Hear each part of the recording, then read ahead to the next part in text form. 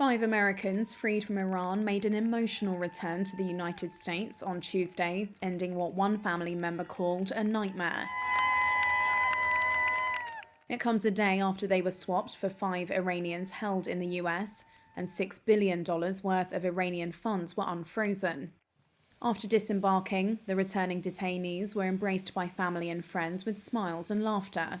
Babak Namazi spoke with his arm around his returning brother, Siamak, at Fort Belvoir in Virginia. And this is the real hero of this story, surviving 8 years of brutal treatment, but never losing hope. And showing what happens when you're hopeful, when you fight. Why am I saying this? Yeah. It's over. I'm done. It's unbelievable. We're so grateful. It's just, you feel like it's a dream. The nightmare is finally over. I've dreamt about this moment, and each time I've woken up and just been in disbelief, like, why am I dreaming? These dreams are not happening, and today and tonight it happened. The other US-Iranian dual citizens include Imad Sharki and Murad Tabaz. 2 of those returning have not been publicly identified. The swap was agreed on Monday, following months of Qatar-mediated talks, after funds that had been blocked in South Korea were wired to banks in Doha. After the transfer, the 5 US prisoners took off on a Qatari plane from Tehran. Meanwhile, 2 of the 5 Iranian detainees landed in Doha, also on their way home. Reza Sarhangpour, now back in Iran, was one of them.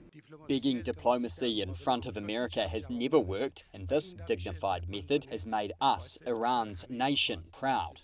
3 Iranians chose not to go back to Iran. The deal removes a point of friction between the US and Iran, but it's unclear whether it will bring the 2 adversaries, which have been at odds for 40 years, closer on any other issues. Major points of contention include Iran's nuclear program and its backing for regional militias, US military presence in the Gulf, and US sanctions. US President Joe Biden, a Democrat who welcomed the return of the prisoners in a statement, has faced criticism from Republicans over the deal. Some say the transfer of the $6 billion could encourage Iran to detain more US citizens. But Biden aides say the money belongs to Iran and is being transferred to restricted Qatari accounts. Doha says it will monitor the cash to ensure Iran spends the money on humanitarian goods, not items under US sanctions.